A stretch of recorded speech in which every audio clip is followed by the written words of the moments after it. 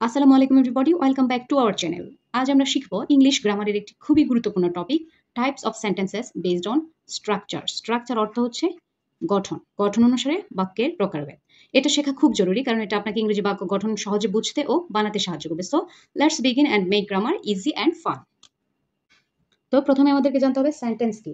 Actually sentence হচ্ছে a group of words, group of words. মূলত sentence হচ্ছে কতগুলো শব্দের সমষ্টি, কতগুলো গ্রুপ অফ ওয়ার্ডস অর্থ হচ্ছে কতগুলো কতগুলো শব্দের সমষ্টি যা একটি পরিপূর্ণ অর্থ প্রকাশ করে থাকে।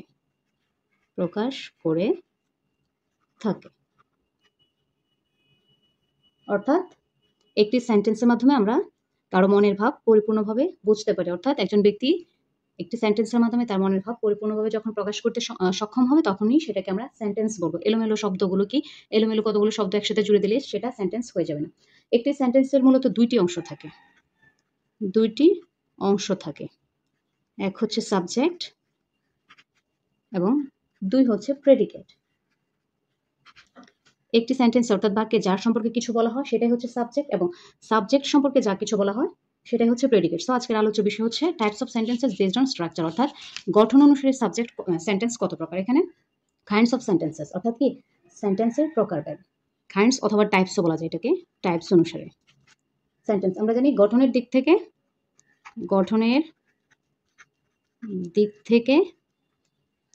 সেন্টেন্স তিন প্রকার, তবে মডার্ন গ্রামারে চার প্রকার বলা হয়ে থাকে।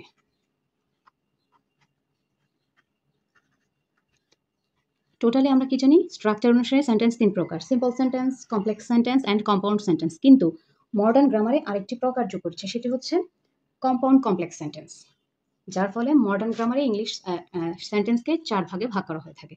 সো এখানে আমরা প্রথমেই দেখব সিম্পল সেন্টেন্স। সিম্পল সেন্টেন্স কি, যে সেন্টেন্সে একটি মাত্র সাবজেক্ট এবং একটি মাত্র ফাইনাইট ভার্ব বা সমাপিকা ক্রিয়া থাকে তাকেই সিম্পল সেন্টেন্স বলে। তো কি বলেছি, যে সেন্টেন্সে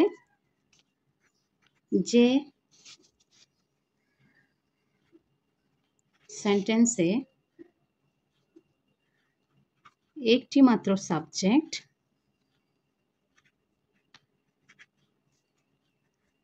এবং একটি মাত্র ফাইনাইট ভার্ব অথবা সমাপিকা ক্রিয়া থাকে তাকে বলা হয় simple sentence.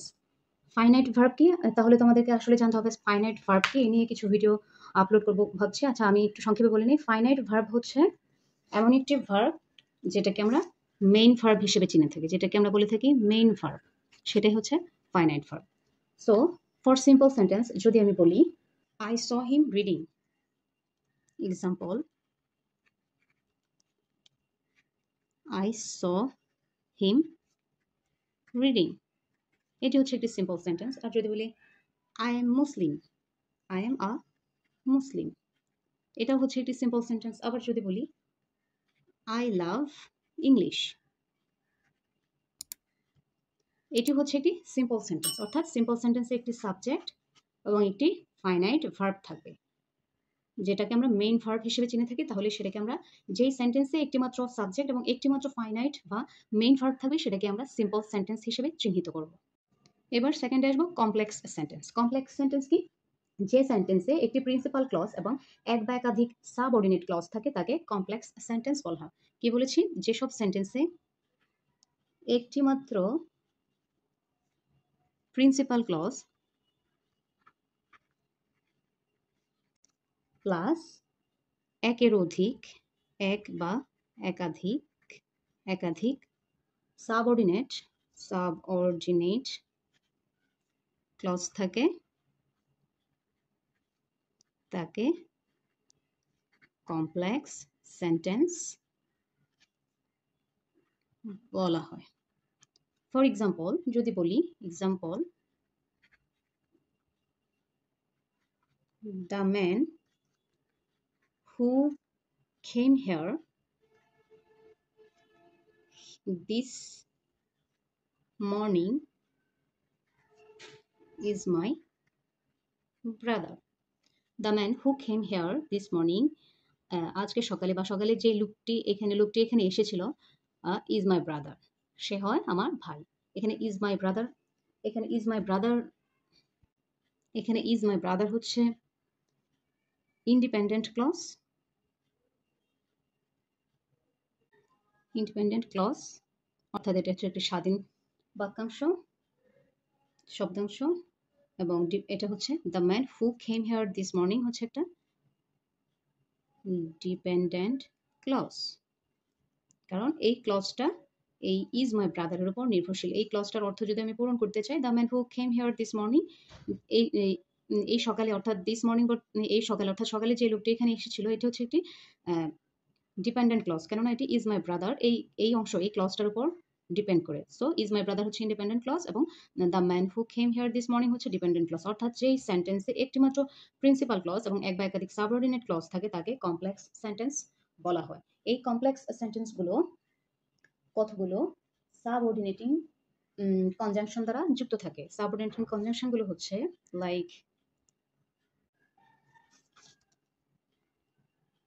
while, when, what, who, which, how, where, when, এই সবগুলো হচ্ছে সাবঅর্ডিনেটিং কনজাংশন, যেগুলো কমপ্লেক্স সেন্টেন্সে যুক্ত থাকে। এবং থার্ড আমরা দেখব কম্পাউন্ড সেন্টেন্স। কম্পাউন্ড সেন্টেন্স একাধিক অর্থাৎ একের অধিক একাধিক কোঅর্ডিনেট ক্লজ, কোঅর্ডিনেট ক্লজ দ্বারা যুক্ত সেন্টেন্সকে কম্পাউন্ড সেন্টেন্স বলা হয়। তো আমাদেরকে জানতে হবে কোঅর্ডিনেট ক্লজ কি। কোঅর্ডিনেট আমি একটু সংক্ষেপে বলছি, যেসব ক্লজ অর্থাৎ কোঅর্ডিনেটিং ক্লজগুলো কিন্তু কোঅর্ডিনেটিং কনজাংশন দ্বারা যুক্ত থাকে, অর্থাৎ যেসব ক্লজ দুই বা ততোধিক সমজাতীয় প্রিন্সিপাল ক্লজকে যুক্ত করে সেগুলোকেই কোঅর্ডিনেটিং কনজাংশন বলা হয়। এগুলো and, or, but, yet, otherwise, so, এগুলো সব হচ্ছে কোঅর্ডিনেটিং কনজাংশন। কোঅর্ডিনেটিং কনজাংশন একটা এক্সাম্পল দিলে বিষয়টা একটু ক্লিয়ার হবে। ওয়ার্ক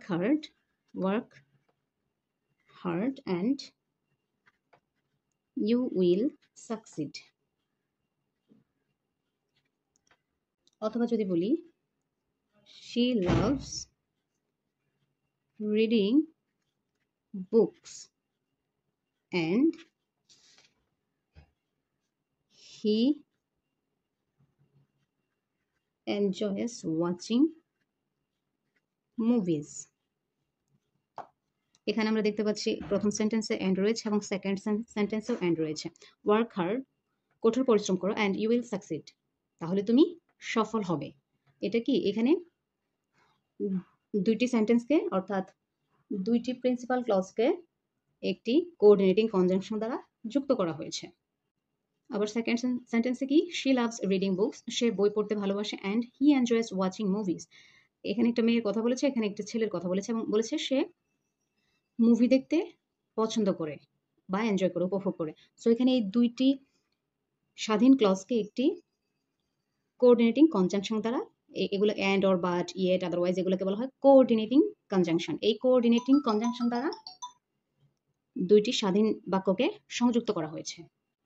আমরা এখানে দেখতে পাচ্ছি দুইটি ক্লজে কিন্তু প্রিন্সিপাল ক্লজ হিসেবে, অর্থাৎ যে কোঅর্ডিনেটিং কনজাংশনগুলো কি করে দুইটি সমজাতীয় বা একই জাতীয় প্রিন্সিপাল ক্লজগুলোকে and, or, but, yet, otherwise, so এই কোঅর্ডিনেটিং কনজাংশনগুলো দ্বারা যুক্ত করে থাকে। এছাড়াও মডার্ন গ্রামারে এই প্রকারটি রয়েছে যেটাকে বলা হয় কম্পাউন্ড কমপ্লেক্স। এই কম্পাউন্ড কমপ্লেক্সে দুইটির বেশি অর্থাৎ দুইয়ের অধিক ইন্ডিপেন্ডেন্ট ক্লজ থাকে এবং কমপক্ষে একটি ডিপেন্ডেন্ট ক্লজ থাকে। এক্ষেত্রে কি থাকে?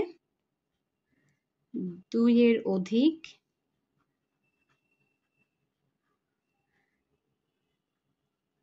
ইন্ডিপেন্ডেন্ট ক্লজ এবং কমপক্ষে একটি ডিপেন্ডেন্ট ক্লজ। সো ফাইনালি আমরা কি বলতে পারি?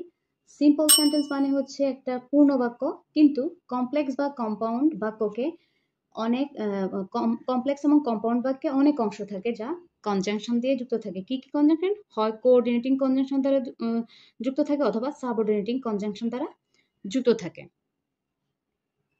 সো আশা করি এই ভিডিওটি আপনাদের উপকারে আসবে। If you like this lesson please like, comment and subscribe to our channel. আর নিচের কমেন্টে জানাতে ভুলবেন না আপনি আর কি কি গ্রামার টপিক শিখতে চান। আল্লাহ হাফিজ।